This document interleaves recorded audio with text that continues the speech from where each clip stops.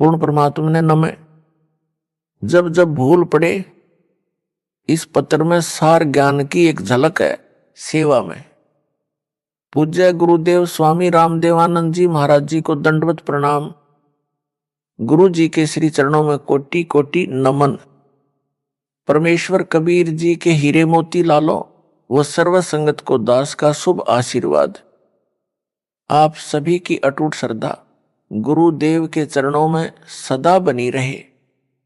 आप भक्ति दान सेवा करके आजीवन मर्यादा का पालन करते हुए इस महाकष्टदायक यानी दुखालय दुखों के घर काल ब्रह्म यानी ज्योति निरंजन के लोक से निकलकर अपने पिता के घर सतलोक में चले जाओ। आपको एक पत्र भेज रहा हूं।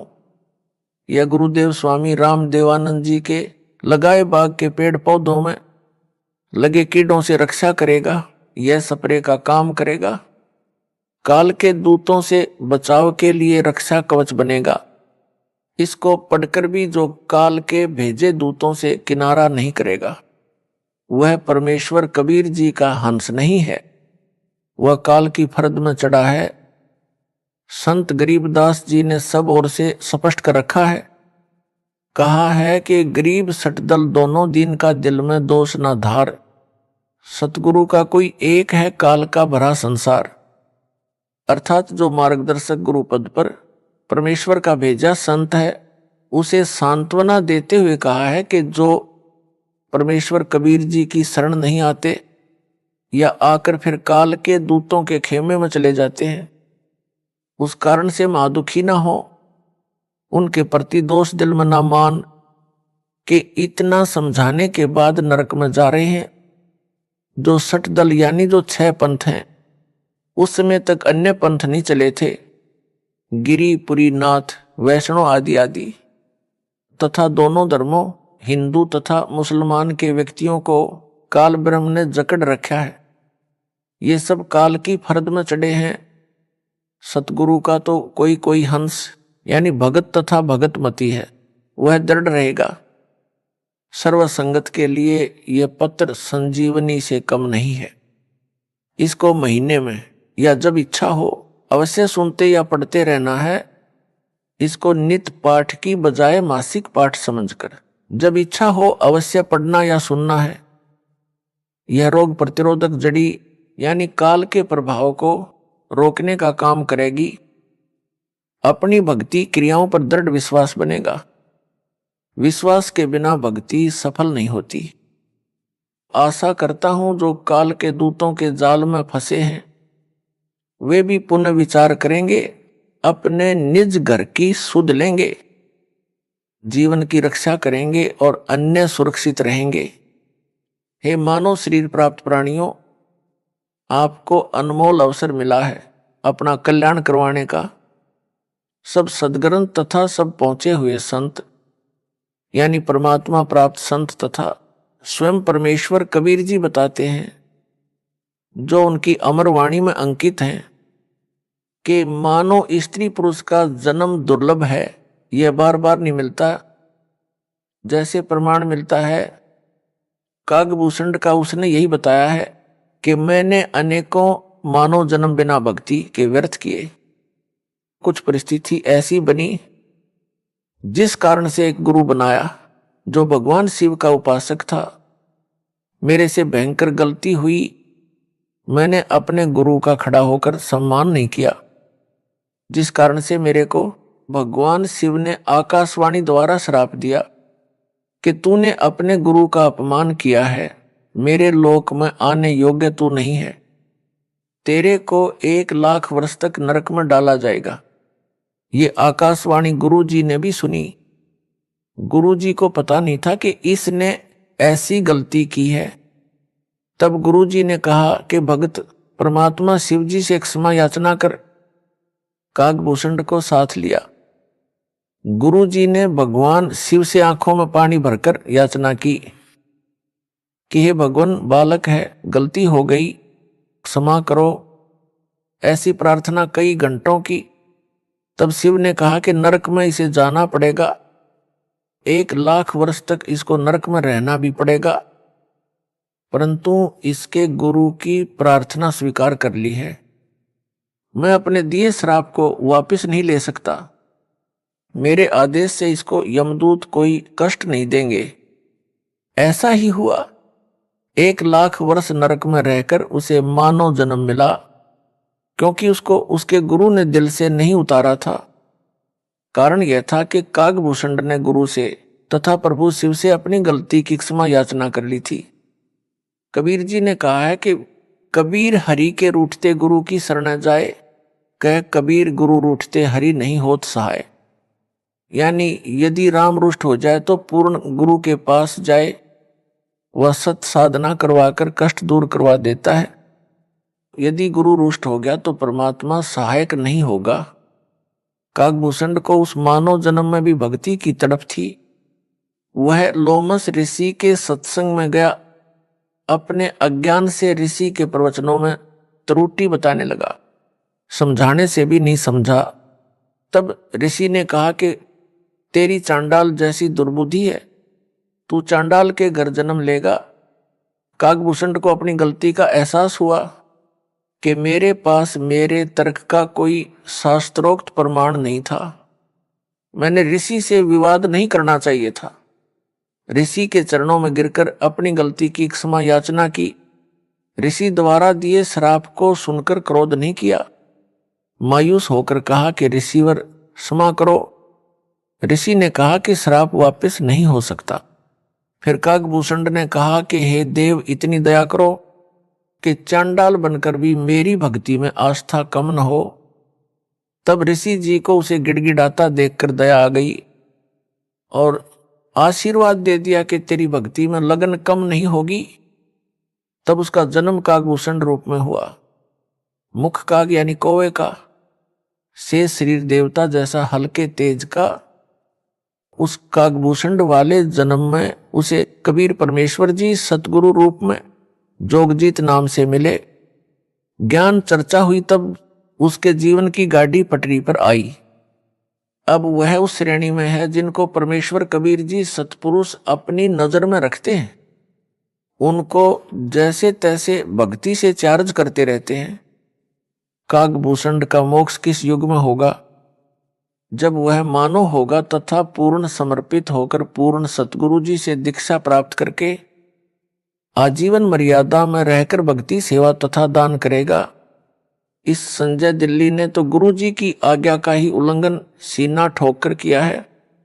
अपने आप गुरु बनने की कोशिश कर रहा है, आशीर्वाद देने लगा है जो इसका चित्र गवाह है, जिसमें यह मुझ दास की नकल करके अंगुली अंगूठे से सटाकर आशीर्वाद दे रहा है। यह मुद्रा कबीर जी और मेरे गुरु जी तथा दास के अतिरिक्त कहीं देखने को नहीं मिलेगी। मेरे बाद जो नकली हैं वे बकवाद करके जीवन नष्ट कर सकते हैं। बालक बहुते प्यारा माँ का, उससे बढ़कर शिष्य गुरुओं का। अर्थात माता को बच्चा बहुत प्रिय होता है, गुरु को अपना शिष्य माता से भी अधिक प्रिय होता है। जो शिष्य बार बार गलती पर गलती करता है तो भी गुरु जी का प्रयत्न यही होता है कि किसी तरह यह सुधार कर ले, अपना मानव जीवन नष्ट ना करे। इसे ज्ञान नहीं है कि मानव जीवन कितना मूल्यवान है। मेरे को ज्ञान है, ये बालक है। जब बालक बार बार समझाने से भी नहीं मानता तो गुरु जी के पास एक ही विकल्प बचता है कि उस गंदे सेब को सेबों के ढेर से निकालकर कूड़े में फेंक दे, फिर उसे सूअर खाते हैं। दास का इस पत्र को लिखने का भी यही उद्देश्य है कि संजय दिल्ली अपना जीवन नष्ट ना करे, अभी गलती की क्षमा याचना करके नाम शुद्ध करवाकर अपने मानव जीवन को धन्य बनाए, नरक में ना जाए। दास गुरु है, गुरु का कर्तव्य बनता है कि शिष्य को हर संभव कोशिश करके नरक जाने से बचाए। यदि किसी का बेटा बेटी बालक चला जा रहा है, सामने गहरा गड्ढा है, माता पिता की दृष्टि पड़ जाए तो वे दौड़कर उसे बचाने की भरसक कोशिश करते हैं। बच्चा माता पिता को अपनी ओर आता देखकर विचार करता है कि ये मेरे को खेलने से रोकने के लिए मुझे पकड़ने को आ रहे हैं। वह और तेज चल पड़ता है। माता पिता के प्रयत्न के पश्चात भी गड्ढे में गिरकर जीवन से हाथ धो बैठता है। माता पिता के पास रोने पीटने के अतिरिक्त कुछ शेष नहीं रहता। दास बार बार पत्र लिखकर संजय दिल्ली व पवन जयपुर को पकड़ने की कोशिश कर रहा है, परंतु ये दोनों नरक वाले गड्ढे की ओर दौड़ रहे हैं। संजय को तो गुरु बनने की हवस लगी है। जो माँ बाप का कार्य है मानव समाज के साथ विश्वासघात है, गुरु जी के साथ विश्वासघात है। अब इसको मान बढ़ाई का रोग लग गया है। यह काल का दृढ़ जाल है। कबीर जी ने कहा है कि कबीर राज तजना सहज है, सहज त्रिया का नेह। मान बढ़ाई ईर्ष्या दुर्लभ तजना, ये अर्थात मनुष्य राज तथा पत्नी का मोह त्याग सकता है, परंतु मान बढ़ाई शिष्यों से चंवर करवाना, चरणों पर फूल चढ़वाना, गले में माला डलवाना तथा दंडवत करवाना, संत रूप में नकली शोभा पाना तथा ईर्ष्या मेरे विश्वास पात्र भक्तों व मेरे से ईर्ष्या करना आदि छोड़ना इसके लिए अब कठिन है।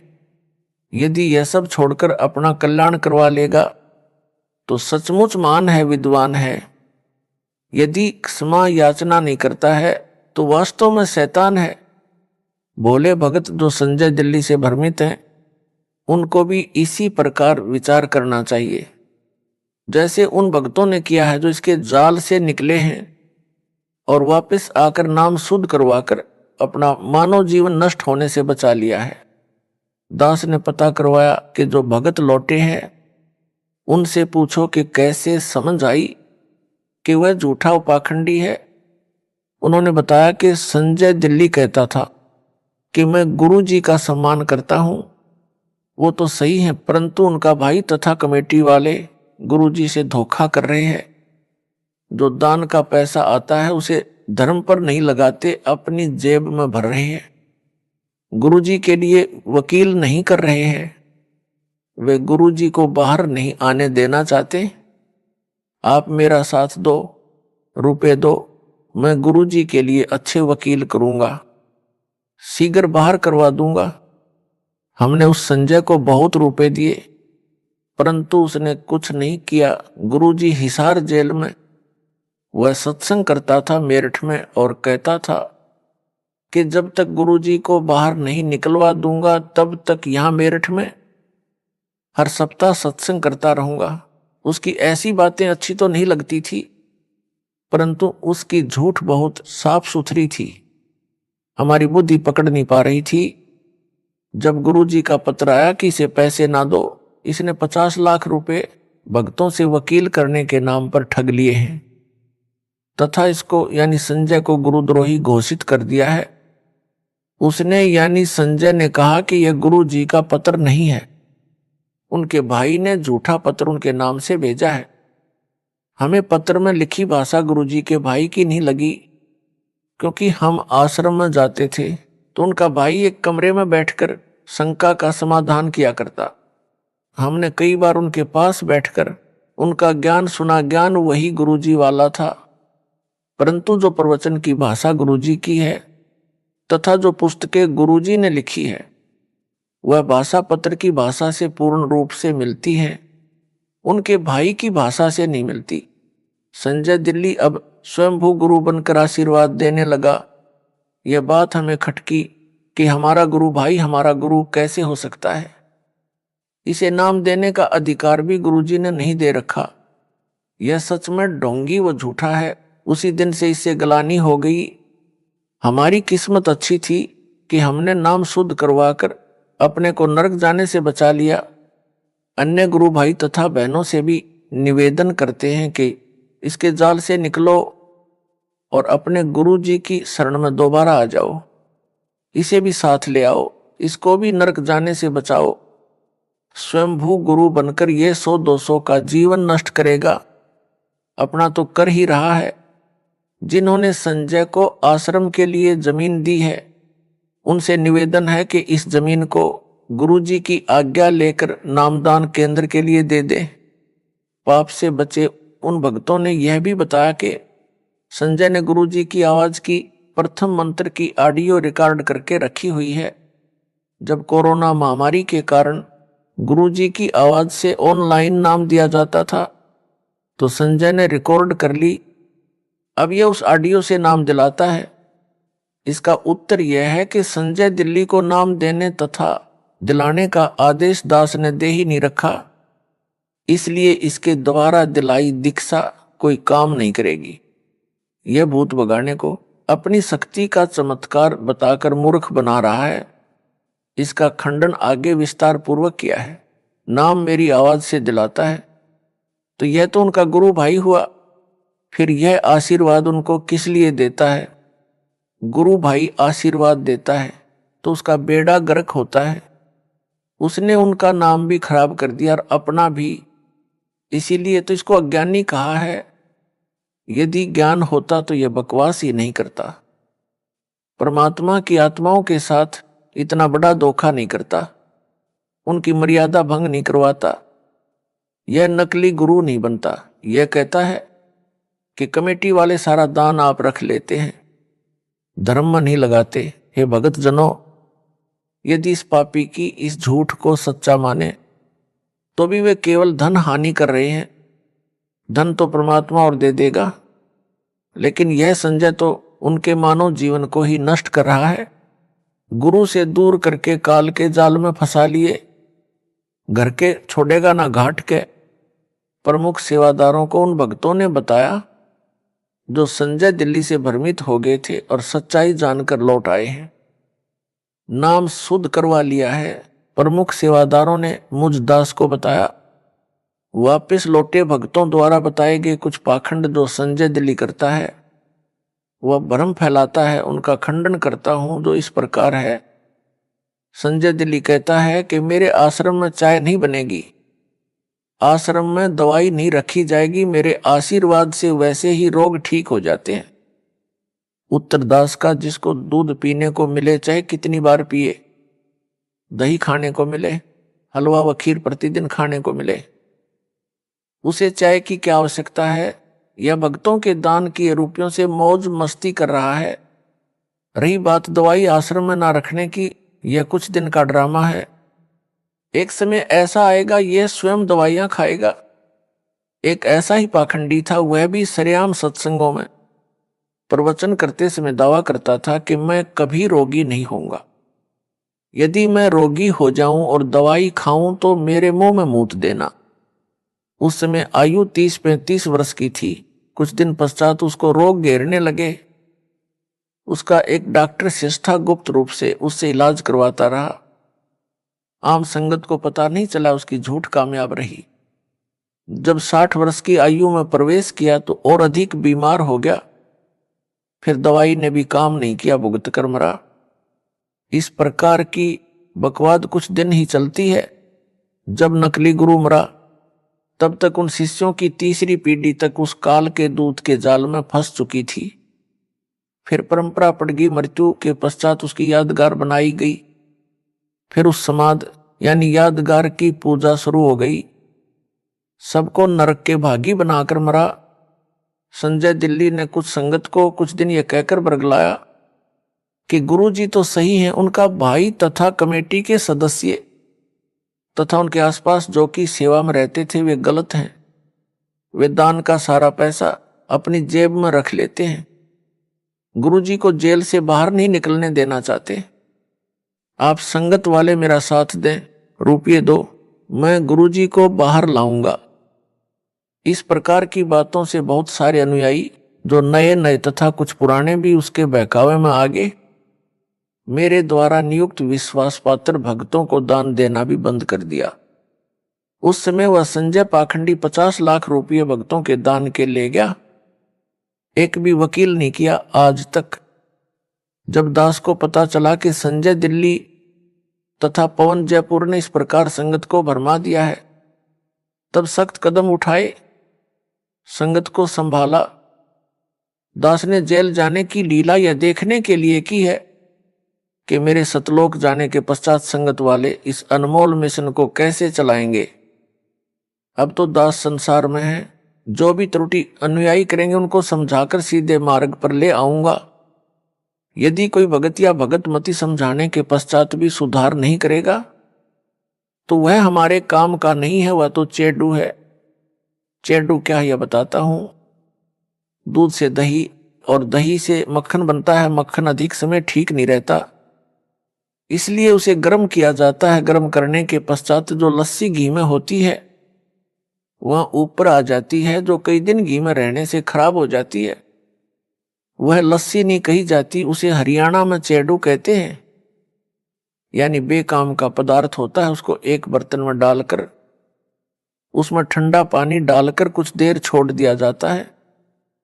यदि थोड़ा बहुत घी उसमें रह गया होता है वह जम जाता है। फिर उस जमे घी को भी निकाल लिया जाता है, क्योंकि उस घी बनाने वाली को पता होता है कि घी प्राप्त करने के लिए कितना संघर्ष करना पड़ता है। भैंस या गाय मोल लेनी, उसका चारा मोल लेना, या किसान है तो चारा घर का होता है, उसे बेचे तो धन मिलता है, वह भी घी बनाने के खर्च में ही गिना जाता है। फिर भैंस गाय की देखरेख, दूध निकालना, गर्म करना, दही बनाना, फिर मक्खन बनाना, तब मक्खन को गर्म करके शुद्ध घी तैयार किया जाता है। इसलिए घी बनाने वाली बहन, बेटी या माई घी का कण भी व्यर्थ नहीं जाने देना चाहती। उस चेडू के ठंडा होने पर जरा सा भी घी मिलता है तो उसे भी निकाल कर रख लेती है। उसको शुद्ध घी इतना प्रिय होता, घी का एक कण भी नहीं छोड़ती। फिर उस चेडू फुई को फेंक देती है। इसी प्रकार दास ने सन 1994 से 2014 तक तथा वर्तमान तक सत्संग की वीडियो यानी नूरी शरीर से ज्ञान समझाकर सत्संग पर सत्संग सुनाकर सर्व सदग्रंथों को वीडियो के माध्यम से सबको दिखाकर संगत रूपी मक्खन निकाला है। अब उस मक्खन को ताया गर्म किया है। इसमें जो चेडू होगा वो ऊपर आ जाएगा। वह चेडू तो ऊपर आ चुका है। दास का यह पत्र रूपी ठंडा पानी है। यदि कोई कण यानी अच्छी आत्मा उस चेडू में होगी उसे निकाल लूंगा, क्योंकि दास को शुद्ध घी यानी भगत आत्माएं जान से भी प्यारी हैं। उनके लिए भटक रहा हूं, दूसरी बार बिना दोष के जेल में हूं, परंतु आशा करता हूं कि एक दिन सत्य की जीत होगी। परमेश्वर कबीर जी से कुछ नहीं छिपा है। मुझे चाहे कितना कष्ट मिले, परमात्मा की आत्माएं काल के जाल से निकले, अपना कल्याण करवाकर अपने निज घर सतलोक में चली जाएं। दास आपको मासुखी देखना चाहता है, मुझे अपने कष्ट की कोई परवाह नहीं है, परंतु जो मन में बांस उपजा है इससे डर लग रहा है। गरीबदास जी ने कहा है कि संगत माही कुसंगत उपजा, जैसे वन में बांस। आप घिस घिस आग लगाया करें वनखंड का भी नाश, अर्थात जैसे वन में अन्य फलदार व कीमती लकड़ी वाले पेड़ों के साथ साथ बांस भी उग जाता है।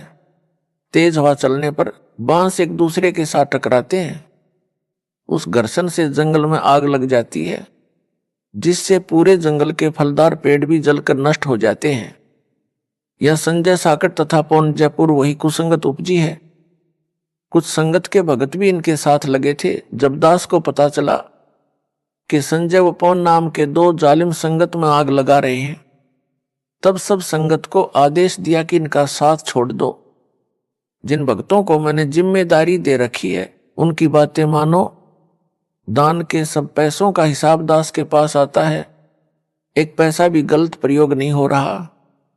कमेटी वालों ने सब हिसाब बनाकर संगत के पुराने भक्तों को दिखाया। इतना रुपया आज तक दान में मिला है, इतना वकीलों व भक्तों के घर सहायता तौर पर दिया गया है। संगत बहुत समझदार है, वह तुरंत मान गई और दास ने संजय दिल्ली तथा पवन जयपुर को गुरुद्रोही घोषित कर दिया। फिर तो सब संगत उनसे किनारा कर गई। कुछ भोले नए भगत थे, वे अभी तक इस जालिम संजय की बातों में फंसे हैं। उनको सतर्क करने के लिए यह पत्र भेजा है।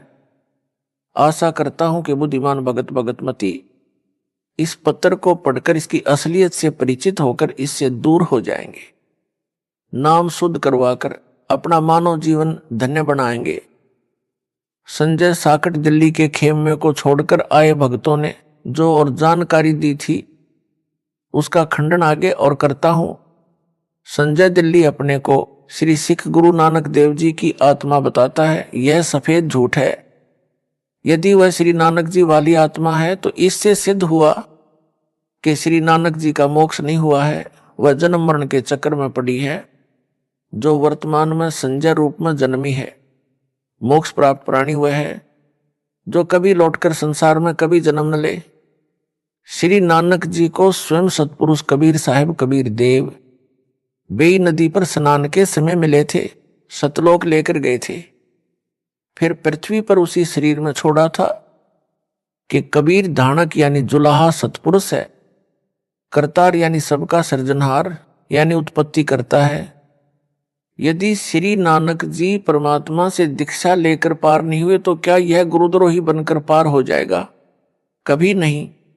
संजय दिल्ली अपने को श्री नानक देव यानी सिख धर्म प्रवर्तक वाली आत्मा बताता है और इसको मूल ज्ञान गुप्त ज्ञान है। तो मेरे पास टिंडे लेने आया था, पहले ही अपना पंथ चला लेता। कोई झूठ बकना इसका मकसद है। भोले भक्तों को भ्रमित करके गुरु स्वयं ही बना है। प्रेत योनि में जाएगा। जो परमात्मा कबीर जी ने अध्यात्म ज्ञान श्री नानक जी को बताया था वह सिखों के गुरु ग्रंथ साहिब में अंकित है। वही ज्ञान दास बता रहा है। श्री नानक वाली आत्मा इससे भिन्न ज्ञान कौन सा बताएगी? इससे भिन्न जो भी ज्ञान है वह अज्ञान है, काल के दूत की पहचान। जिस समय जोगजीत रूप में आए परमेश्वर कबीर जी से काल ज्योति निरंजन ने विवाद किया था, तब काल ने कहा था कि आप एक सच्चा कबीर पंथ चलाओगे, उससे पहले मैं 12 पंथ चलाऊंगा, 12 अपने यानी काल दूत भेजूंगा, जो सत्संग में तो तेरी वाणी यानी साखियों शब्दों चौपाइयों आदि बोलेंगे, परंतु उनका अर्थ गलत बनाकर सारी जनता को गुमराह करेंगे। उन 12 पंथों के पश्चात और अनेकों पंथ अपने दूत भेजकर चलाऊंगा, सब जीवों को भरमाऊंगा। उन काल के चलाए पंथों के गुरुजन वर्तमान तक कबीर जी की वाणियों का गलत अर्थ करके जनता को भ्रमित कर रहे हैं। संजय दिल्ली भी यही कर रहा है। सत्संग व वाणी तो मेरे सत्संगों की चलाता है, ऑडियो व वीडियो दोनों स्वरूप यानी फोटो भी मेरा वो कबीर परमेश्वर का रखता है, परंतु अपने अज्ञान से मेरे तत्व ज्ञान को अज्ञान बनाकर भ्रमित करता है। सफाई देता है कि यदि मैं काल का दूत होता, जैसा रामपाल ने मुझे काल का दूत बताया है, तो क्या मैं उनके सत्संग की वाणी सुनता या आश्रम में वाणी चलाता? संजय दिल्ली जिस प्रकार मेरे द्वारा बताए तत्व ज्ञान का अनर्थ करके बताता है, सामान्य भोला भगत भ्रमित हो जाता है। उदाहरण यह कहता है कि पेड़ की जड़ को रामपाल ने पूर्ण ब्रह्म बताया है। जड़ पूर्ण ब्रह्म नहीं हो सकती, उसे पोषक तत्व मिट्टी से मिलता है। पूर्ण ब्रह्म को किसी के सहारे की आवश्यकता नहीं है, जड़ को मिट्टी का सहारा लेना पड़ता है। इसका उत्तर जैसे विद्यालय में अध्यापक विद्यार्थियों को समझाते हैं कि दिन रात कैसे बनते हैं, उसके लिए एक तेल से जगने वाला दीपक एक मेज पर रखा जाता है तथा एक ग्लोब फुटबॉल के आकार का एक स्टैंड पर लटकाया जाता है। अध्यापक कहता है कि बच्चों, दीपक को सूर्य मानो, ग्लोब को पृथ्वी मानो। पृथ्वी घूमती है, तब जो भाग सूर्य के सामने आता जाता है वहां दिन होता है, जो भाग सूर्य के सामने नहीं होता वहां रात होती है। इस संजय जैसा मूर्ख विद्यार्थी तर्क दे कि दीपक सूरज नहीं हो सकता। दीपक को जगने के लिए तेल का सहारा लेना पड़ा, माचिस का सहारा लेना पड़ता है। सूर्य को किसी के सहारे की आवश्यकता नहीं। क्या वह विद्यार्थी बुद्धिमान हो सकता है? क्या वे उसके साथी जो उसके ऐसे तर्कों को सुनकर उसकी बातों तर्कों को सही मानते हैं, वे बुद्धिमान हो सकते हैं? दोनों मूर्ख हैं। यह तो एक उदाहरण है। ऐसा तर्क देना ही मूर्खता का परिचय देता है। ऐसे ही गीता अध्याय 15 के श्लोक नंबर 1, 4 तथा 16, 17 में वृक्ष का उदाहरण देकर सृष्टि की वह समर्थ परमेश्वर तथा सब देवताओं की स्थिति समझाई है। पाठकों, इसका खंडन इसी पत्र में विस्तार पूर्वक आगे भी किया है, कृपया वहां पढ़े। आपको पता चलेगा यह कितना विद्वान है और कितनी बकवास बकता है। भक्तों को विचार करना चाहिए कि जब गुरु जी ने गुरुद्रोही घोषित कर दिया तो वह कुछ भी सफाई देता रहे, नहीं मानना चाहिए। यदि वह सच्चा सुच्चा होता तो दास उसे क्यों दिल से उतारता, क्यों उसे गुरुद्रोही घोषित करता। माली का पौधा खराब हो जाए तो उसे जड़ से उखाड़कर फेंक देता है। उसे कष्ट बहुत होता है, परंतु और कोई विकल्प नहीं बचा था। सब दवाई व खाद डाला, परंतु व्यर्थ रहा। जैसे सेब विक्रेता की टोकरी भरी सेबों में से एक सेब दागी हो जाती है तो वह उसे निकालकर कूड़े में डाल देता है। उस खराब सेब को सूअर खाते हैं। कितना पौष्टिक तथा महंगा फल यानी सेब था। सेब विक्रेता को दुख बहुत हुआ सेब खराब होने का तथा फेंकने का। यदि नहीं फेंकता तो अन्य सेबों को भी वह गंदी सेब गंदा कर देती। संजय दिल्ली के अपलक्षण हद से ज्यादा देखकर इसे संगत यानी टोकरी से निकालकर फेंका। इसने एक पवन नाम के भगत को भी खराब किया जो जयपुर का रहने वाला है।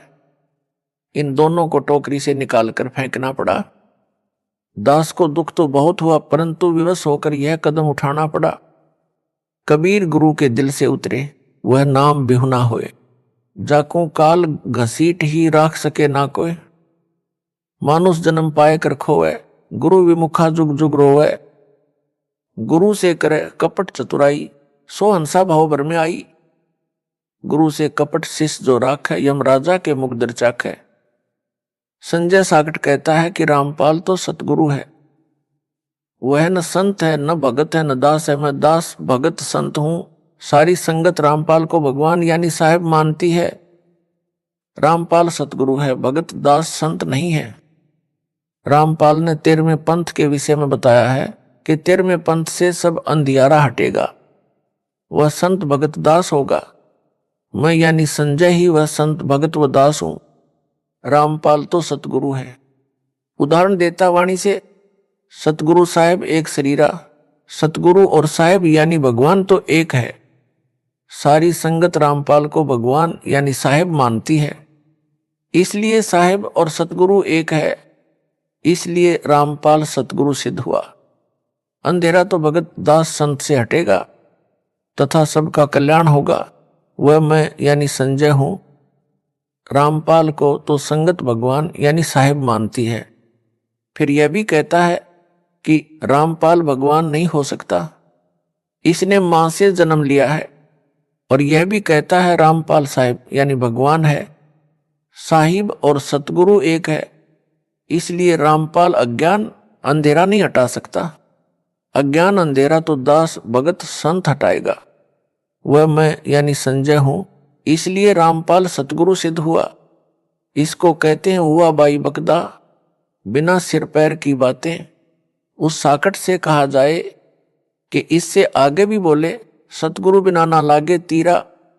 पूर्ण चौपाई इस प्रकार है, सतगुरु साहेब एक शरीरा, सतगुरु बिना ना लागे तीरा। इसका अर्थ यह बनता है, सतगुरु व परमात्मा एक ही शक्ति होते हैं। सतगुरु के बिना न लागे तीरा का अर्थ है कि भवसागर के दूसरे तीर यानी किनारे नहीं जा सकता, यानी संसार से पार नहीं हो सकता। यदि वह मुझ दास को सतगुरु बताता है तो वाणी ही स्पष्ट कर रही है कि जीव का मोक्ष भी सतगुरु यानी रामपाल के बिना नहीं हो सकता। साकट संजय दिल्ली वाला फेल हुआ, यह उवाबाई बकता है। संजय गुरुद्रोही कहता है कि जो असुर निकंदन रमैणी में संत गरीबदास जी ने कहा है कि सतगुरु दिल्ली मंडल ऐसी, वह मेरे यानी संजय के लिए कहा, क्योंकि मैं दिल्ली से आया हूं, इसलिए 13वां पंथ मैं ही चलाऊंगा। सब अंधेरा हटाऊंगा, सबका कल्याण करूंगा। विवेचन संजय दिल्ली तो अपने को संत दास तथा भगत कहता है और सतगुरु रामपाल को यानी मेरे को कहता है। इससे भी सिद्ध हुआ कि असुर निकंदन रमैणी में संजय के लिए नहीं कहा है, क्योंकि वह तो अपने आप को दास भगत बताता है। सतगुरु मुझे दास को बताता है। वाणी में तो वह सतगुरु कहा है जो दिल्ली मंडल में आएगा। साहिब तख्त कबीर खवासा, दिल्ली मंडल लीजिए बासा। सतगुरु दिल्ली मंडल ऐसी, सूती धरणी सूम जगाएसी। अर्थात कबीर साहिब सतपुरुष के तख्त सिंहासन के पास रहने वाला, उनके सतलोक दरबार का खवास नौकर यानी दास दिल्ली मंडल दिल्ली के आसपास निवास करेगा यानी जन्म लेगा। रमैणी में दिल्ली नगर नहीं कहा है। साकट गुरुद्रोही संजय तो दिल्ली नगर में जन्मा है। वाणी में दिल्ली मंडल, मंडल का अर्थ है दिल्ली नगर के आसपास का कुछ क्षेत्र कहा है। जैसे वर्तमान में एनसीआर बनाया है, यह सब दिल्ली मंडल है, दिल्ली अलग राज्य है। वाणी में फिर कहा है कि वही सतलोक में कबीर साहब का खवास यानी दास यानी नौकर दिल्ली मंडल में सतगुरु बनकर आएगा और सोम यानी कंजूस लोगों को तत्व ज्ञान से जगाएगा, भक्ति दान सेवा करवाएगा। असुर निकंदन रमैणी की वाणी में तो स्पष्ट कहा है कि सतगुरु से जीव का कल्याण होगा। साकट संजय दिल्ली गुरुद्रोही का तर्क कुतर्क यानी गलत विवेचन सिद्ध हुआ। इसको वाणी का अर्थ भी ठीक से नहीं करना आता, अनर्थ करके बताता है। काल का दूत यही करता है, यह स्पष्ट काल का दूत है।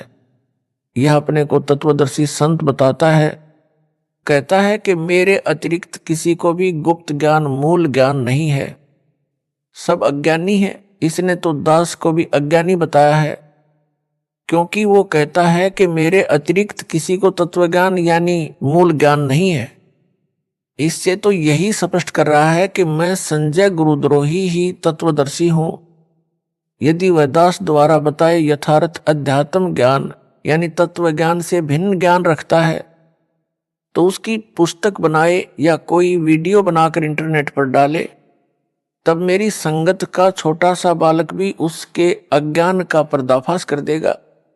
यह संजय दिल्ली गुरुद्रोही प्रथम नाम मंत्र वही जाप करने को देता है या मेरी आवाज से प्रथम मंत्र दीक्षा दिलाता है जो दास ने इसको दीक्षा में दिए थे, तथा जो भी सतनाम यानी 2 अक्षर का इसको दिया है, इसको ना सार नाम दिया है, ना सार शब्द प्राप्त करवाया है।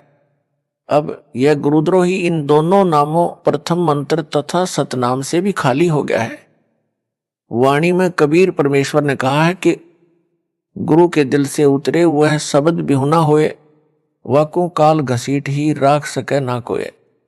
अर्थात जो शिष्य पूर्ण गुरु यानी सतगुरु के दिल से उतर जाता है यानी गुरु जी द्वारा गुरुद्रोही घोषित कर दिया है, उसका नाम कनेक्शन कट जाता है, वह शब्द यानी नाम रहित खाली हो जाता है, उसको काल घसीट ले जाता है, उसे कोई नहीं बचा सकता।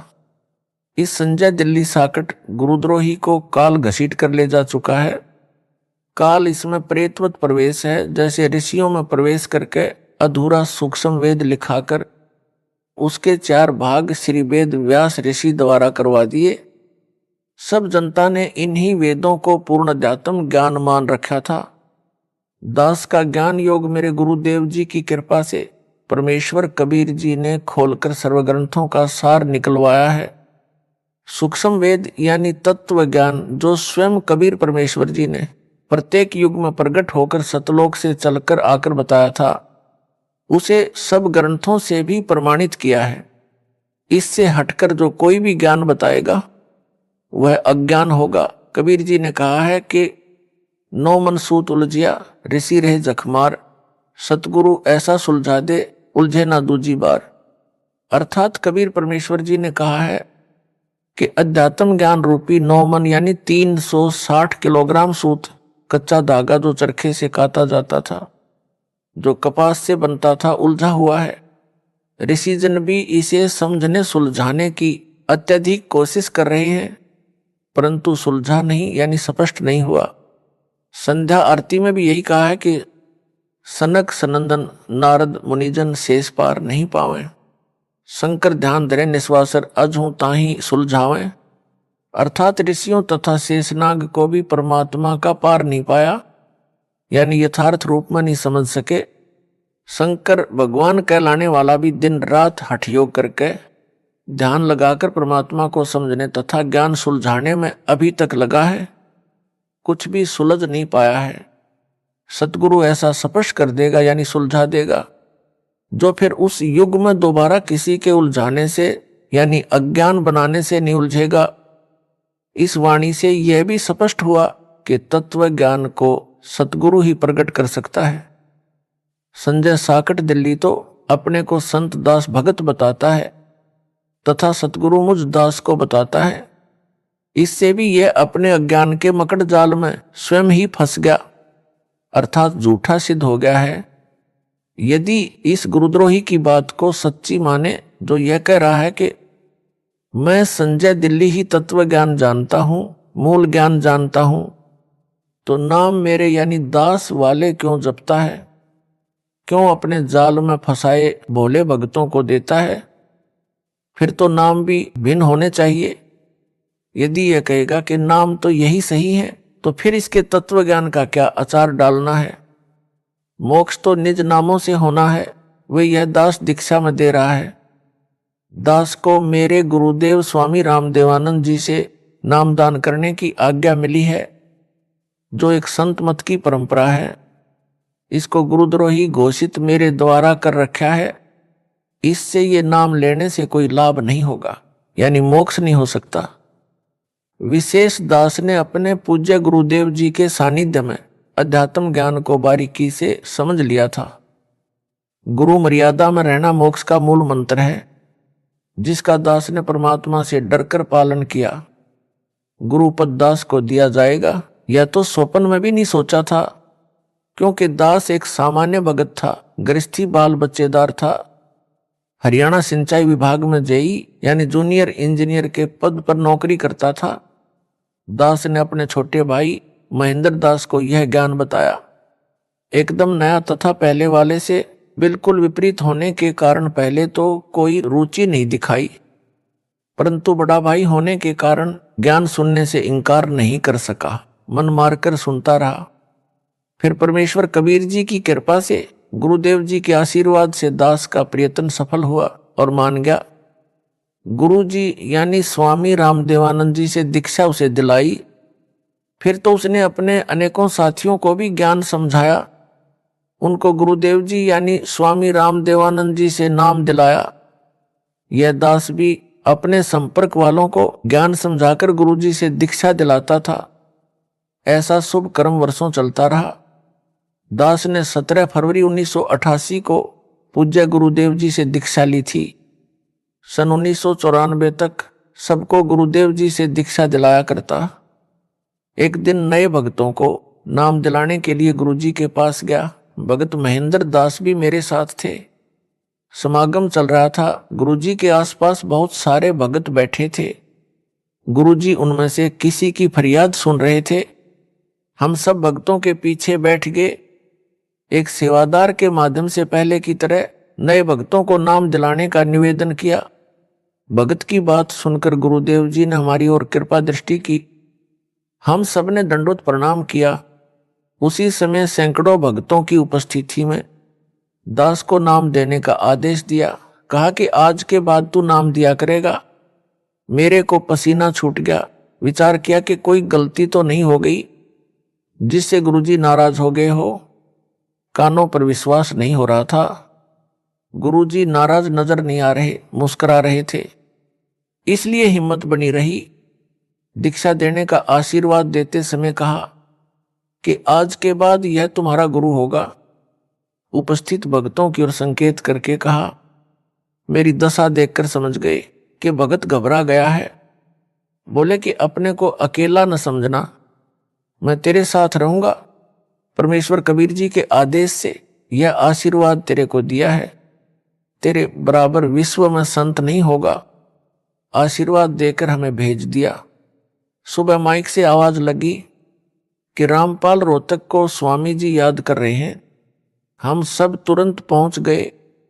भगत महेंद्र दास भी साथ था, क्योंकि हम छुडानी गांव में ही भगत महेंद्र दास की ससुराल में रुके हुए थे। उस रात दास को नींद नहीं आई कि इतनी बड़ी जिम्मेदारी को कैसे निभा पाऊंगा। गुरुदेव तो जानी जान थे, उनको पता था कि भगत की हालत खराब हो गई है। जाते ही फिर कहा कि अपने को अकेला मत समझ, परम शक्ति तेरे साथ है, मैं भी तेरे साथ हूं। तेरे समान विश्व में संत नहीं होगा। और कहा कि इन सबको नाम दे जो नए भगत दीक्षार्थ आए थे। अपने सामने दीक्षा दिलाई। स्वामी जी ने सर्व संगत को बोल दिया कि आज के बाद मैं किसी का गुरु नहीं रहूंगा, रामपाल से दीक्षा ले लो। कारण यह था कि मेरे दादा गुरुजी ने उनको सारनाम देने का आदेश नहीं दे रखा था, क्योंकि प्रारंभ से परंपरा चली आई थी दास को ही सारनाम दिया जाना था, क्योंकि उत्तराधिकारी को ही सारनाम दिया जाता था। स्वामी जी ने मेरे अतिरिक्त किसी को सारनाम नहीं दिया था। मेरे को आगे सारनाम देने का परमेश्वर कबीर जी का आदेश स्वामी जी को मिलने के बाद ही दिया था। कहा था कि पूरी परीक्षा करके ही सारनाम अनुयायियों को देना, तेरे को परमात्मा कबीर जी का भी संकेत आएगा, तब तक सारनाम ना देना। यह सब निर्देश बाद में दास को अकेले को तलवंडी बाई जिला फिरोजपुर पंजाब में आश्रम में दिया था। जब दास अकेला ही उनसे मिलने पहुंचा था, स्वामी रामदेवानंद जी गुरु महाराज जी का वचन फला है जो आज आपके सामने है। विश्व में ज्ञान छा गया है। जो स्वयंभू गुरु बने हैं उनको अध्यात्म का खा का भी ज्ञान नहीं। कितना भार सिर पर लिए हैं। यह संपूर्ण अध्यात्म ज्ञान का टोटा है। जो नकली गुरुओं का जीवन नष्ट करता है, उसके चेलों चेलियों का भी तर्क गुरु के अनुयायियों की जिम्मेदारी गुरु पर होती है, गुरु के सिर पर भार होता है। जब कबीर परमेश्वर जी ने देखा था कि 64 लाख अनुयायी पटरी से उतर गए थे, गुरु की आज्ञा को भी अनदेखा करने लगे थे, वे सारनाम योग्य नहीं थे, तो अपने सिर से भार उतारने के लिए लीला की थी। काशी नगर की प्रसिद्ध गणिका को हाथी पर बैठाकर बोतल में गंगाजल भरकर लोग उसे शराब मान रहे थे, पीने लगे। शराबी जैसी हरकत करते हुए गणिका के गले में बांह डालकर मुख्य बाजार में घूमने लगे थे। यह दृश्य देखकर 64 लाख गुरु विमुख हो गए थे, गुरुद्रोही नहीं हुए थे। उन सब का भार परमात्मा ने अपने सिर से उतारा। संत गरीबदास जी ने कहा है कि गरीब भड़वा भड़वा सब कहें, कोई ना जाने खोज, दास गरीब कबीर करम बांटत सिर का बोझ। अर्थात काशी के लोग तो निंदा करने लगे, कह रहे थे कि यह तो भड़वा यानी बेशरम हो गया, सरेआम बुरे कर्म करने लगा है। सब शिष्यों ने वह साधना त्याग दी, पहले वाली करने लगे जैसे राबी ने त्यागी थी। कबीर जी भारमुक्त हुए। इसी प्रकार पूज्य गुरुदेव स्वामी जी ने यह कहकर सिर का भार उतार दिया कि आज के बाद मैं किसी का गुरु नहीं रहूंगा। पहले वाले भी रामपाल से नाम ले लो, परंतु दुर्भाग्य है उन पहले वालों का अधिकतर ने दास से दीक्षा नहीं ली। जो नए थे हमने नाम गुरुजी से दिलाया था, उन्होंने दास से दीक्षा ली। परमेश्वर कबीर जी ने अपने परम शिष्य गरीबदास जी को काल के साथ आंख में चोली खेलने की भविष्य की सब रणनीति बता दी थी। संत गरीबदास जी ने अपने एक शिष्य शीतलदास को सारनाम जाप को दिया था। उसे समझा दिया था कि केवल परम शिष्य को सारनाम देना है, वह केवल अपने उत्तराधिकारी को सारनाम देते रहेंगे। अगला निर्देश मेरा यानी कबीर जी का आएगा, उसके बाद संगत को देना प्रारंभ करना है। उसी आदेश के अनुसार यह सारनाम गुप्त रखा था। 1 मार्च सन 1997 को दास को परमेश्वर कबीर जी मिले। सारनाम देने का सही समय बताकर सारनाम देने का आदेश दे गए। दास से पहले मेरी गुरु प्रणाली के संतों को छोड़कर किसी कबीर पंथी या गरीबदास पंथी को सारनाम तो दूर है, सतनाम का भी ज्ञान नहीं था। सार शब्द तो अभी तक रहस्य में रखा है। सारनाम भी लंबी परीक्षा के बाद दिया जाता है। जो काल के दूत होते हैं वे पहचाने जाते हैं। जैसे यह संजय सारनाम मिलने से पहले ही पिछन गया कि यह काल का दूत है। गुरु बनना खाला जी का घर नहीं है। गुरु जी के आदेश के पश्चात नाम देने से तथा सारनाम देने से शिष्यों का भार नहीं रहता। जो केवल सतनाम या प्रथम नाम के पश्चात मृत्यु को प्राप्त हो जाते हैं, गुरुद्रोही नहीं होते हैं, तो उनको वर्तमान में तुरंत मानव जन्म मिलेगा, पूरी दीक्षा मिलेगी, वे मोक्ष प्राप्त करेंगे। 1000 वर्ष तक यह वीडियो से दीक्षा दी जाती रहेगी। अब किसी का भार दास पर नहीं रहेगा। जो स्वामी जी के शिष्य थे वे भक्ति से चार्ज किए गए थे। प्रथम मंत्री अधिकतर को दिया करते थे, किसी किसी को सतनाम देते थे। दास को प्रथम व द्वितीय नाम एक साथ दिया था, सारनाम एक हफ्ता बाद दिया था। उस समय दास को उपरोक्त योजना की जानकारी दी और बताया कि ये जितने पहले वाले शिष्य हैं ये तो केवल भौतिक सुख ही मांगते हैं, वो इनको संपत्ति यानी संतान दे रखा है, केवल तू ही एक ऐसा मिला जिसने मोक्ष मांगा। दास ने कहा कि हे दीन दयाल, भौतिक सुख यानी संतान नौकरी आपने पहले ही दे रखा था, आपके ज्ञान के पश्चात इसकी इच्छा भी नहीं रहती, इसलिए एक मोक्ष की ही भीख दास आपसे मांगता है। गुरु जी मुस्कुराए और आशीर्वाद दिया। यह परमेश्वर कबीर जी की प्रीप्लान पूर्व निर्धारित योजना थी। समझा है तो सिर धर पाऊं, बहुर नहीं रे ऐसा दाव।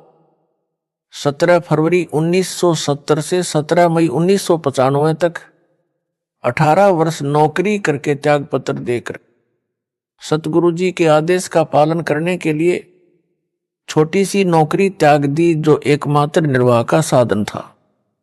2 बच्चों लड़के तथा लड़की का विवाह सन 1994 में किया था। 2 बच्चे, एक लड़की एक लड़का छोटे थे, पढ़ रहे थे। राम हवाले छोड़कर सतगुरु जी के चरणों में समर्पित हो गया, मुड़कर घर नहीं गया।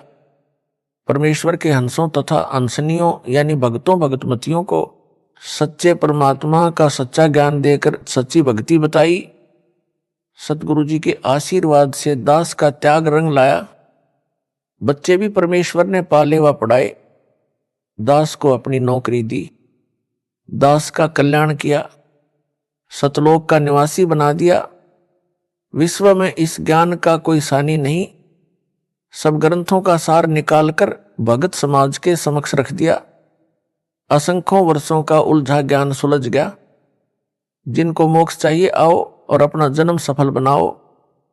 गरीब ज्यों बच्चा गऊ की नजर में, यूं साईं को संत, भक्तों के पीछे फिरे भगत वत्सल भगवंत। यह कहावत दास के ऊपर चित्रार्थ हुई। दास ने भक्तों के सहयोग से गांव गांव नगर नगर में जाकर सत्य ज्ञान सत्य साधना की अलख जगाई। गुरुदेव के आशीर्वाद ने सब कार्य किया।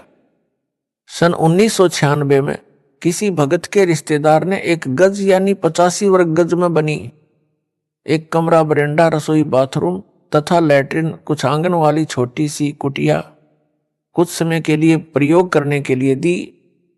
यह कुटिया उसने स्वयं खरीदकर अपने पाखंडी गुरु को बनाकर दे रखी थी, जो बाद में धोखेबाज निकला।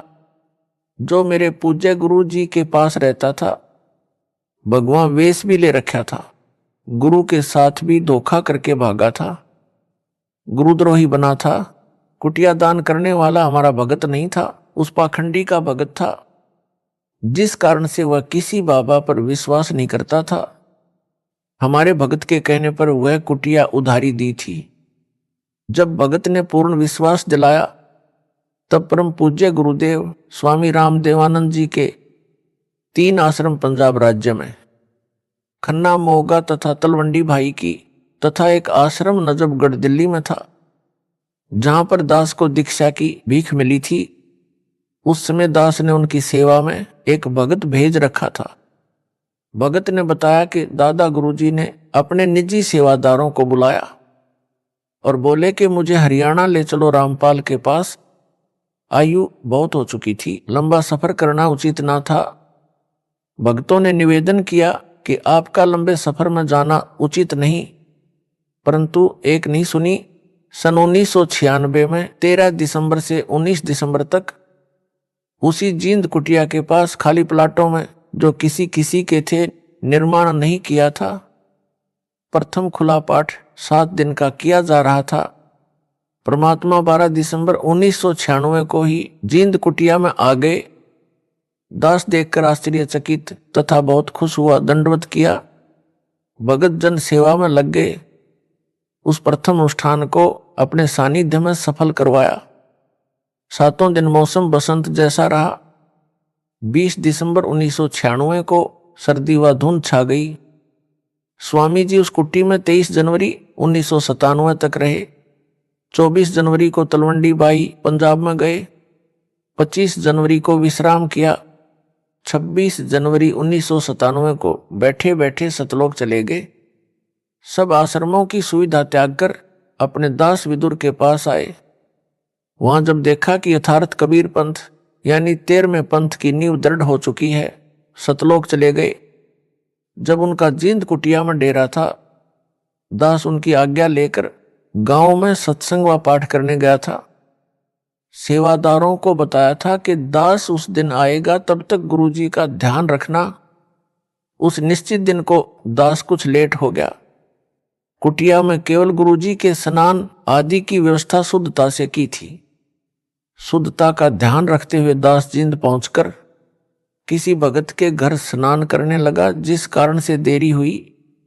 उस समय तक सेवादारों से 10 बार पूछा कि रामपाल आया है। उनको तान रखा था कि पता करो क्यों नहीं आया। उस समय मोबाइल को तो जानते भी नहीं थे, अन्य फोन भी गांव में नहीं थे। जब भक्तों को पता चला तो एक भगत आया और बोला, स्वामी जी ने 10 बार पूछ लिया कि कहाँ है, आज आने की कह गया था, क्या कारण हुआ। दास उसी समय भगत की मोटरसाइकिल लेकर तत्काल पहुंचा। कई भगत बैठे थे। दास ने दंडवत किया और चरण चंपी करने लगा। दास का सिर पकड़ा और ऊपर को किया। बोले, मैंने भगवान पा लिया, तेरा पाना दुर्लभ हो गया। दास चुप रहा। गुरुदेव की अंतरात्मा की आवाज थी। अगले दिन तलवंडी बाई वाले आश्रम में चले गए, वहां से सतलोक गमन किया। कबीर हरि के रूठते गुरु की शरण में जाए, कह कबीर गुरु रूठ गए तो हरि ना होत सहाय। कबीर जिन बातों से गुरु दुख पावे, उन बातों को दूर भावे। गरीब इन बातां क्या पाइए, राजी कर सतगुरु रूठे नू। अर्थात गुरु को प्रसन्न रखो, मोक्ष होगा। बकवादों से कुछ नहीं मिलना। यह संजय दिल्ली गुरुद्रोही दावा करता है कि यहां मेरे आश्रम में भूत माफी मांगते हैं। भूतों को यहां बुलाया जाता है। बहुतों की प्रेत बाधा दूर हो रही है। यह क्या छोटी बात है? क्या मेरे में शक्ति नहीं है? इसका उत्तर इस प्रकार है। आपको राबी के विषय में ज्ञान है कि उसने सतगुरु देव जी से दीक्षा लेकर 4 वर्ष साधना की थी। फिर किसी मजबूरी के कारण वह साधना त्यागनी पड़ गई। परंतु ऐसी परिस्थिति में भक्ति मार्ग त्यागना गुरुद्रोही की श्रेणी में नहीं आता, गुरु विमुख वाली श्रेणी में आता है। उस 4 वर्ष की मर्यादित साधना से उस देवी में इतनी भक्ति की शक्ति हो गई थी कि उसके लिए मक्का वाला मंदिर उड़कर विमान की तरह लेने चला आया और उस भगत आत्मा को लेकर यथास्थान पर स्थापित हो गया। परंतु मोक्ष से बहुत दूर रही। मोक्ष कई जन्मों में कष्ट भोगकर पुनः सतगुरु शरण में आने से ही हुआ। यह संजय साकट भी 3-4 वर्ष मर्यादा में रहा। अब यह गुरुद्रोही हो चुका है। इससे मोक्ष सौ कोस दूर हो गया है। उस मर्यादित साधना से मिली भक्ति ज्यादा नहीं टिकेगी, सीधा नरक में जाएगा। यह है सार ज्ञान। यदि इसे समझ होती तो इतनी बड़ी गलती नहीं करता। अब नाम देने का अधिकार इसको यानी संजय दिल्ली को दास ने यानी इसके भूतपूर्व गुरु ने नहीं दे रखा। वह सार नाम इसको प्राप्त नहीं। दावा करता है भूत निकालने का, भूतों को बुलाने का। भूत प्रेत निकालने व डालने वाले तो इस जैसे भारत में लाखों अड्डे हैं। इसने उस गांव को भूतगाह यानी प्रेतों का स्थान बना दिया। जैसे राजस्थान प्रांत में गांव मेहंदीपुर में बालाजी भूतगाह बना है, वहां केवल भूतों को निकालने डालने का काम है। अनगिनत जनता वहां जाती है। किसी का मोक्ष नहीं होना, क्योंकि मोक्ष तो सतगुरु से दीक्षा लेकर आजीवन मर्यादा में रहकर भक्ति सेवा दान करके प्राप्त होता है। गुरु भी पूर्ण हो। मेहंदीपुर में बालाजी का धाम कैसे बना? मेहंदीपुर राजस्थान प्रांत में एक सच्चा सुच्चा इंसान था। आयु लगभग 30 वर्ष हो चुकी थी। परमात्मा की भक्ति करता था। किसी कारण से विवाह नहीं करवाया था। जहां भी परमात्मा की कथा सत्संग चर्चा होती पहुंच जाता। सब कहते हैं कि गुरु बिन मोक्ष नहीं। उसने भी गुरु बनाया। गुरु रामायण का पाठ व कथा किया करता था। कोई भी पाठ करना होता है तो देसी गाय भैंस के घी की ज्योति जलाई जाती है जो हवन का काम करती है। उसने एक श्री राम का मंदिर भी बनवा रखा था। उसमें रामचंद्र, सीता व लक्ष्मण तथा हनुमान की मूर्तियां पत्थर की स्थापित कर रखी थी। उन मूर्तियों के सामने अखंड ज्योति जलती थी। किसी में प्रेत बाधा होती तो उस मंदिर यानी आश्रम में जग रही ज्योति को वह हनुमान की मूर्ति तथा श्री राम, लक्ष्मण, सीता की मूर्ति को देखकर चिल्लाने लग जाती, बाबा छोड़ दे, कभी नहीं आऊंगा। कुछ देर में वह प्रेत बाधा वाला व्यक्ति स्त्री या पुरुष शांत हो जाता। यह सब मेहंदीपुर वाला भगत भी देखता था। वह भी जो कोई प्रेत बाधा वाला उसके संपर्क में आता उसे गुरु धाम में ले जाता और भूत निकलवाता। एक बार गुरुजी बीमार पड़ गए, इलाज के लिए दूर शहर में चले गए। वहां लगभग 6 महीने रहना पड़ा। उसकी मौत हो गई। मेहंदीपुर वाला भगत अपने घर पर केवल हनुमान जी की पत्थर की मूर्ति को, जो उसे बारिश के मौसम में एक ऊंचे स्थान पर मिट्टी कटकर बह जाने पर दिखाई दी थी, वहां मिली थी, जो बहुत अच्छी यानी साफ नहीं बनी थी, परंतु लगती थी कि हनुमान जी की है। उसे हनुमान जी की कृपा से मिली मानकर उठा लाया। उस मूर्ति को एक स्थान पर स्थापित करके अखंड ज्योति लगाता था। 3 समय हनुमान का पाठ करता था जो गुरु ने बता रखा था। अब जो प्रेतबाधा वाले गुरु के पास जाते थे या नए जो मेहंदीपुर वाले के पास जाते थे, जिनको वह गुरु के पास ले जाया करता उसके पास आए, उनको भगत ने बताया कि गुरु जी तो इलाज के लिए बाहर गए हैं, पता नहीं कब स्वस्थ होकर आएंगे। इतने में वे सब उसके घर पर हनुमान जी की मूर्ति के सामने जग रही ज्योति के सामने चिल्लाने लगे। उसी प्रकार कहने लगे कि छोड़ दे बाबा, कभी नहीं आऊंगा या आऊंगी। 6 महीनों में उस भगत की आसपास प्रसिद्धि हो गई। जो गुरु के पास जाते या नए सब मेहंदीपुर जाने लगे, प्रेत बाधा ठीक होने लगी। उस भोले भगत को भ्रम हो गया कि तेरे में भी गुरु जैसी शक्ति आ गई है। वह महंत बन गया। उस भगत में प्रेत प्रवेश हुआ। नई नई प्रेरणा करने लगा। सत पकवानी बनानी चाहिए, 7 प्रकार की मिठाई मंगानी चाहिए, अधिक ज्योति जलानी चाहिए, आदि आदि। उस भगत ने 7 प्रकार का भोजन, हलवा, खीर, पूरी, कचौड़ी, पकौड़ी आदि आदि बनवानी शुरू कर दी। 7 प्रकार की मिठाई मंगवानी शुरू कर दी। प्रेत के सताए धनी व्यक्तियों ने उसमें खूब धन लुटाया। उस भगत ने एक हनुमान मंदिर बनाया जो वर्तमान में बहुत बड़ा बनाया गया है। भूत क्या करते हैं? भूत अन्य के शरीर में प्रवेश करके मिठाई व खाने का आनंद लेते हैं। उनका सूक्ष्म शरीर होता है। जो मानव शरीर प्राप्त है उनका जीव भी मूल रूप में सूक्ष्म शरीर में रहता है। स्थूल शरीर उसे भक्ति सेवा दान करके मोक्ष प्राप्ति के लिए मिलता है। जो पूर्ण गुरु से दीक्षा लेकर भक्ति नहीं कर पाते, उनसे स्थूल मानव शरीर छीन लिया जाता है। उनमें से कुछ तो प्रेत बन जाते हैं। उस जीव का जो प्रेत बन गया है उसका मन वही स्थूल शरीर वाला आनंद चाहता है जो उसे स्थूल शरीर में मिल सकता है। जिस कारण से ये प्रेत किसी किसी में प्रवेश करके वह आनंद लेते हैं। जो व्यक्ति शराब पीते हैं छोड़ नहीं पाते, उनमें कोई शराबी मरकर भूत बनकर प्रवेश है। वह चाहकर भी शराब नहीं छोड़ पाता। मेहंदीपुर में बालाजी के नाम से भगत ने मंदिर बनाया। मिठाई, मेवा, काजू, बादाम, किशमिश, मनुखा, दाख आदि का भोग लगाने लगा। यह प्रेत प्रेरणा से किया। जो प्रेत बाधा वाला मेहंदीपुर जाने लगा उसका भूत तुरंत निकल जाता और उस गांव यानी मेहंदीपुर के व्यक्ति जो शाम को आरती में आते हैं उनमें प्रवेश कर जाता है और वहां परमानेंट डेरा बना लेता है। प्रतिदिन भिन्न भिन्न प्रकार की मिठाई खाता है। इस प्रकार मेहंदीपुर बालाजी का धाम भूतगा बन गया, यानी भूतों की छावनी बन गया। मोक्ष ना तो उस भगत का हुआ ना वहां जाने वालों का होगा। एक दिन वह गांव जिसमें संजय दिल्ली ने भूत धाम बनाया है, उस गांव के व्यक्ति जो इसके आश्रम में आरती में जाते हैं तथा वहां का 56 प्रकार का भोग खाते हैं, उनमें बाहर से आए लोगों के भूत प्रवेश करने लग जाएंगे तथा भूतों का केंद्र बन जाएगा।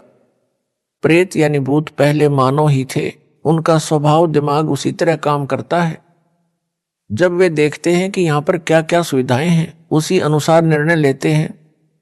जो प्रेत बाधा वाला स्त्री पुरुष उस संजय दिल्ली वाले के आश्रम में आता है, प्रेत देखता है कि वहां प्रतिदिन हलवा खीर खाने को मिलते हैं, 56 प्रकार के भोग भी हैं। वे उस व्यक्ति से निकलकर वहीं डेरा जमा लेते हैं।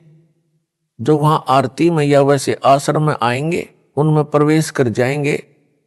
आरती में आने वाले कभी आश्रम नहीं आना चाहेंगे तो भी उनके अंदर प्रवेश प्रेत अंदर प्रेरणा करके लाएंगे। आने वालों की संख्या भी काल प्रेरणा से प्रेत बढ़ाएंगे। इस प्रकार यह आश्रम मानव पतन का केंद्र बन जाएगा। मेरे यानी रामपाल दास के आश्रम में केवल समागम में ही हलवा खीर बनाई जाती है, बाद में सामान्य भोजन बनता है, उसी से परमात्मा का भोग प्रसाद निकाला जाता है।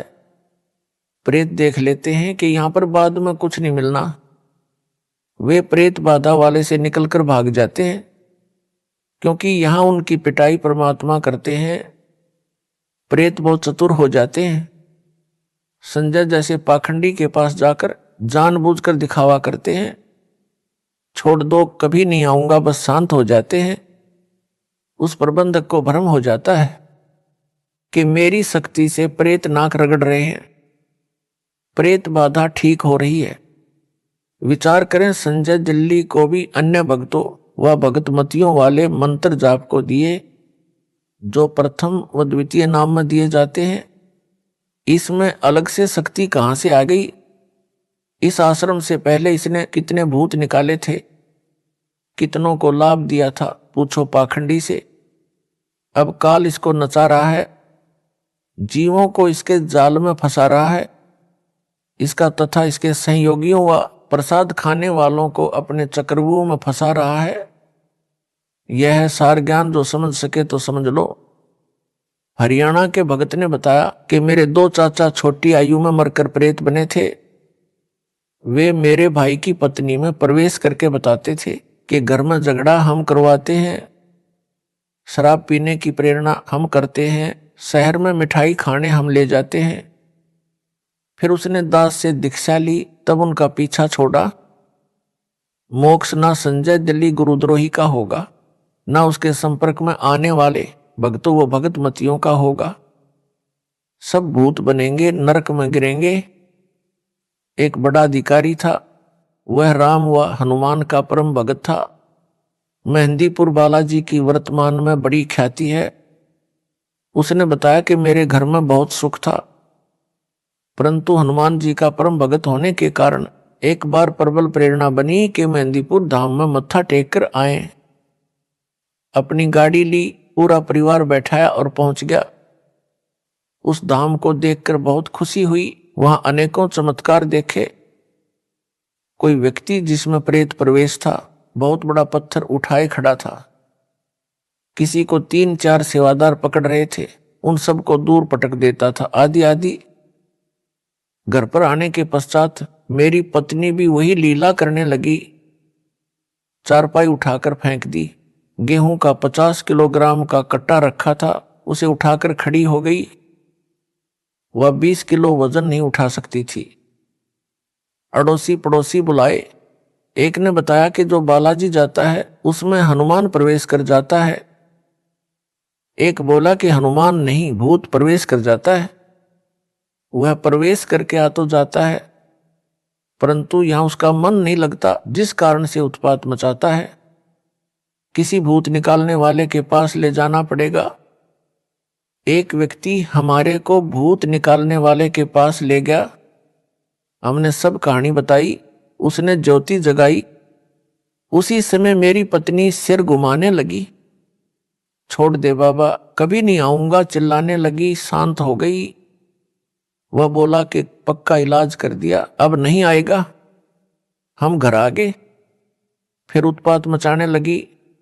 मैं अकेला ही अपनी पत्नी को लेकर उसी के पास गया। वहां जाकर भूत बोला कि मैं बालाजी का भगत हूं, तू क्या करेगा? भूत निकालने वाले की ओर संकेत कर रहा था। वह स्याना यानी भूत निकालने वाला बोला कि इसे मेहंदीपुर लेकर चलना होगा या वहीं निकलेगा। 2 दिन बाद उस स्याने को साथ लेकर मैं अपनी पत्नी को लेकर मेहंदीपुर गया। वहां जाते ही मेरी पत्नी सिर घुमाने लगी। कुछ देर में ठीक हो गई। मैं उस स्याने से बोला कि शीघ्र चलो। वह बोला कि कुछ रुपये चढ़ा दो, कुछ प्रसाद ले लो। मैंने जो उसने कहा वो किया और फुल स्पीड से गाड़ी चलाकर वहां से निकले। घर तक सब ठीक रहा। शाम को फिर वही लीला शुरू हुई। मेरी तो जान निकल गई कि यह क्या समस्या गले डाल ली मेहंदीपुर जाकर। उसके पश्चात जिसने जहां स्याना बताया गए 1-2 दिन ठीक ठाक रहता, फिर वही समस्या। कहीं कहीं हफ्ता ठीक निकल जाता। मेरी पत्नी में पहले 1 भूत था, फिर 3 आगे, उसमें 2 और प्रवेश वहीं से करके आगे। भूतों ने बताया कि उस गांव के जितने व्यक्ति उस मंदिर में प्रसाद लेने आते हैं सब में प्रेत प्रवेश है। हमारे को स्थान नहीं मिला, इसलिए इसमें प्रवेश करके आना पड़ा। आप पैसे वाले दिखाई देते थे। सोचा था कि यहां कुछ तो अच्छा खाने को मिलेगा। मेहंदीपुर में हाउसफुल है, एक एक में कई भूत प्रवेश हैं। एक दिन संत रामपाल जी का भगत मिला। उसने करौंथा आश्रम चलने को कहा। हमने मना कर दिया। पूछा क्या खर्च लगेगा। उसने कहा कि खर्चा कुछ नहीं लगेगा, परमात्मा की भक्ति करनी पड़ेगी, नाम लेना पड़ेगा। कई दिन तक वह हमारे घर आता रहा, तब हम माने। वह अपनी गाड़ी में बैठाकर करौंथा आश्रम में ले गया। वहां जाकर वह प्रेत बाधा समाप्त हुई। अब ज्ञान हो गया कि आम के आम गुठलियों के दाम यहीं पर हैं, मोक्ष भी होगा, 3 ताप भी कटेंगे। कबीर एक साधे सब सदे, सब साधे सब जाए, माली सींचे मूल को, फूले फले घाए। अर्थात जैसे माली यानी बागबानी का विशेषज्ञ पौधे के मूल तवज की सिंचाई करता है, एक जड़ की सिंचाई करने से सब सद है, तना डार शाखाएं विकसित होती हैं, पौधा पेड़ बनकर फूल व फलों से लदपद हो जाता है, घने सारे फल खाने को मिलते हैं। यदि अज्ञानी व्यक्ति पौधे की शाखाओं को जमीन में गाड़ कर, ज्ञानी व्यक्ति ने पौधे की जड़ को गाड़ा होता है, उन सबको साधे यानी सिंचाई करे तो सब नष्ट हो जाएगा। इसी प्रकार एक मुझ दास से दीक्षा लेकर 3 ताप का कष्ट भी समाप्त होगा, यानी प्रेत बाधा, पितृ बाधा जो 3 ताप में से एक है, तथा मर्यादा में रहकर भक्ति, दान व सेवा करने से सतलोक अमरधाम भी प्राप्त होगा, यानी पूर्ण मोक्ष भी होगा। अपराधी के अपराध करने में संयोगी भी पाप के भागी होते हैं। संजय दिल्ली ने अपने गुरु दास की निंदा की, मेरे भोले भक्तों को भ्रमित करके मेरे से दूर किया, गुरुद्रोही बन गया। यह इसका पहला अपराध है। इससे बड़ा अपराध भक्ति मार्ग में नहीं है। आप तो नरक जाएगा ही। अनेकों भक्तों के भी नाम खंडित करवा दिए, जो काल ज्योति निरंजन के जाल में फिर फंस गए। जो वापस आ जाएंगे, नाम शुद्ध करवा लेंगे, वे तो बच जाएंगे। अन्य जो इसको दान देकर इसके पाप में सहयोग कर रहे हैं, वे भी इसी के समान परमात्मा कबीर जी के अपराधी हैं।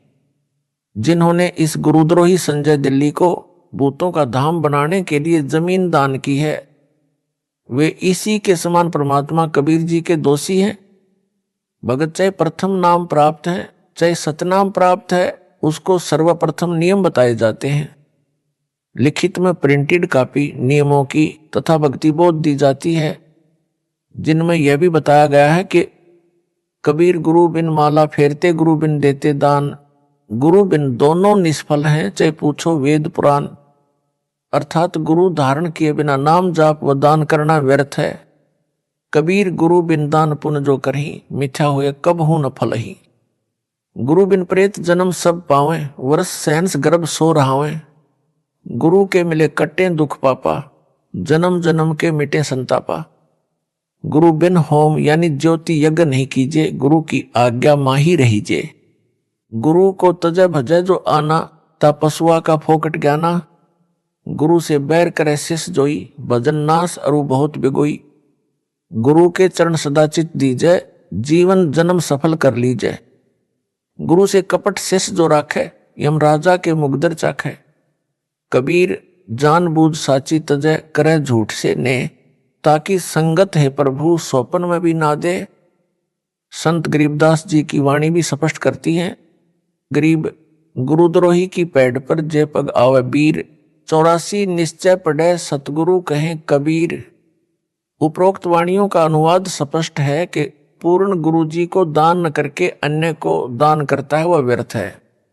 परंतु गुरु जी ने जिस शिष्य को दान इकट्ठा करने को कहा, यानी कोई ज्योति के रूप में, कोई पाठ के रूप में दान करते हैं, तो उनके नाम लिखे जाते हैं तथा रुपये भी लिखने वाला अपने पास रख लेता है, बाद में गुरु जी को पूरा हिसाब देता है। इस प्रकार का दान गुरु को किया ही दान माना जाता है। इस वाणी में इस प्रकार के दान को व्यर्थ नहीं बताया है। जो गुरुद्रोही घोषित है उसको किया दान तथा अन्य किसी बाबा साधु को किया दान व्यर्थ कहा है, वह कभी नहीं फलेगा। जो गुरु धारण नहीं करते या गुरु से विमुख हो जाते हैं, गुरुद्रोही हो जाते हैं, वे सब प्रेत का जन्म प्राप्त करते हैं। संजय गिल्ली गुरुद्रोही घोषित है। जो इसके सहयोगी हैं वे गुरु विमुखी माने जाएंगे, वे भी प्रेत जन्म प्राप्त करेंगे। तो उस गांव में जिसमें संजय दिल्ली साकट ने पाखंड फैला रखा है, जो उसके आश्रम में आरती करके प्रसाद लेते हैं, वे भी प्रेत जन्म प्राप्त करेंगे। यह परमात्मा कबीर जी का बताया तथा बनाया विधान है जो अटल है। प्रेत की आयु लंबी होती है, हजारों वर्षों तक प्रेत बना रहता है। किसी औरत के गर्भ में प्रवेश रहना पड़ता है। प्रेत का स्त्री से जन्म नहीं होता, परंतु गर्भ में कष्ट बहुत होता है। उस गर्भ के कष्ट को वह पाप आत्मा झेलता है। एक माई जींद जिले हरियाणा की बताती थी कि मेरे पेट में बच्चा है, घूमता महसूस होता है, डॉक्टर से जांच भी करवा ली, कुछ नहीं मिला। उस माई की आयु लगभग 62 वर्ष थी। प्रेत को इस प्रकार के महाकष्ट भी झेलने पड़ते हैं। प्रेत योनि महाकष्टदायक होती है। यदि पूर्ण गुरु मिल जाए और शिष्य या शिष्या आजीवन मर्यादा पालन करते हुए भक्ति सेवा दान करे, तो इस प्रकार की सत्य साधना से इस प्रकार के युगों युगों के दुख यानी संकट व संताप महादुख समाप्त हो जाएंगे। गुरु जी से ही होम ज्योति यज्ञ करवाना लाभदायक है। गुरु जी की बजाय अन्य से ज्योति यानी हवन व अन्य धर्म यज्ञ, ध्यान यज्ञ, प्रणाम यज्ञ व ज्ञान यज्ञ आदि करवाना व्यर्थ है। गुरु जी के आदेश का पालन शिष्य व शिष्या को करना चाहिए। गुरु को तजय यानी छोड़कर अन्य में आस्था रखे यानी बजाय उस पशु जैसे शिष्य को फोकट ज्ञान है, उसे कुछ भी ज्ञान नहीं है, वह तो डांगर है। जो शिष्य शिष्या गुरु जी के साथ शत्रुता यानी दुश्मनी करता या करती है, जैसे संजय दिल्ली कर रहा है, उसकी भक्ति नष्ट हो जाती है तथा अन्य बहुत अत्यधिक हानि होती है। भगत व भगत मती को चाहिए कि गुरु जी के चरणों में सदा समर्पित रहे। जैसे पतिव्रता अपने पति के अतिरिक्त किसी अन्य पुरुष में पति वाला भाव कभी नहीं देखती, चाहे कोई देवता क्यों न हो, मानो तो दूर की कौड़ी है। इस प्रकार जिन भक्तों भगत मतियों ने दास को तजकर संजय दिल्ली गुरुद्रोही में आस्था बना ली है, वे पथ भ्रष्ट हो चुके हैं। उनको पुनः विचार करना होगा। अपने गुरु जी के चरणों में चित्त फिर से रखकर अपना जीवन यानी मानव जन्म सफल करना होगा। इसी में उन सबकी भलाई है। सत साहिब।